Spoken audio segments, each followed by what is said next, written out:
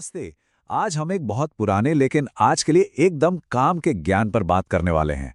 एक ऐसा ज्ञान जो हमें सिखाता है कि इस भाग दौड़ भरी जिंदगी में दबाव के बीच भी शांत कैसे रहा जाए।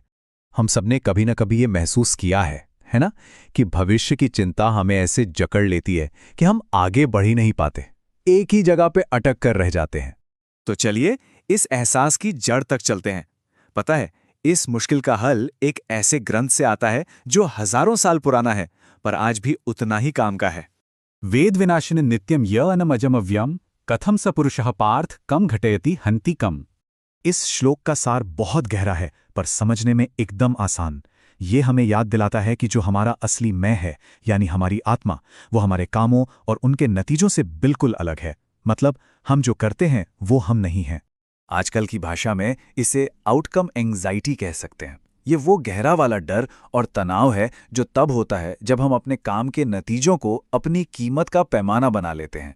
आइए अब इस पुरानी समझ को आज की दुनिया में लगाकर देखते हैं, एक बहुत ही जाने पहचाने उदाहरण के साथ। चलिए एक सिचुएशन इमेजिन करते हैं। कोई प्रोफेशनल है और उसके सामने एक ऐसा प्रोजेक्ट है जिस पर उसका पूरा करियर टिका हुआ है। मतलब सब कुछ दांव पर है। अब सोचिए उसके दिमाग में क्या चल रहा होगा। बस यही ख्याल कि अगर मैं फेल हो गया तो लोग क्या सोचेंगे, क्या क्या गड़बड़ हो सकती है। तनाव बस बढ़ता ही जा रहा है। और फिर होता क्या है? Decision paralysis. मतलब वो इंसान हिल भी नहीं पाता, कोई फैसला ही नहीं ले पाता। नतीजा क्या निकलेगा, इसका डर उसे कोई भी कदम उठाने ही नहीं देता। तो अब सवाल यह है कि गीता का वो सीधा साधा सच इस मॉडर्न प्रॉब्लम को कैसे सुलझा सकता है। चलिए इसी को समझते हैं। और ये देखिए, यहीं पर हम सबसे बड़ी गलती करते हैं। हम सोचने लगते हैं मेरी सफलता ही मैं हूं या मेरी असफलता ही मैं हूं। लेकिन गीता हमें सिखाती है कि ये सच नहीं है। हम सिर्फ कर्म करने वाले हैं। हमारा मूल्य हमारे कर्म के परिणाम से तय नहीं होता।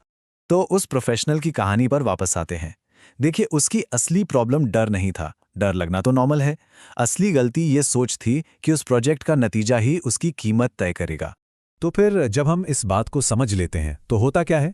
हम बिना डर के जीने की तरफ कैसे बढ़ सकते हैं? इसके लिए ना बस 3 आसान से स्टेप्स हैं। पहला, जब भी डर लगे तो उसे बस देखो, उसे सही या गलत का लेबल मत दो।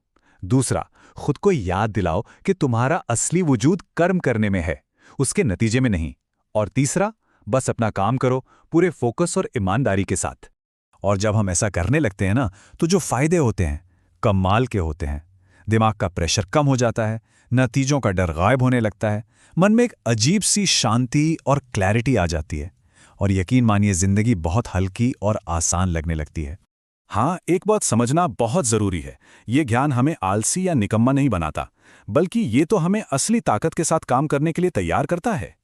देखिए, पॉइंट ये है कि मन की शांति वो नींव है जिस पर हम जिम्मेदारी वाले काम कर सकते हैं।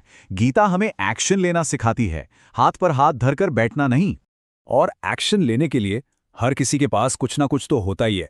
हमारे पास वक्त है, हमारे पास अपनी खास स्किल्स हैं, सीखने की ताकत है, और आज के दौर में तो सबके पास मोबाइल फोन जैसा एक पावरफुल टूल भी है। तो आत्मनिर्भरता वो किसी बड़ी चीज के इंतजार से नहीं आती।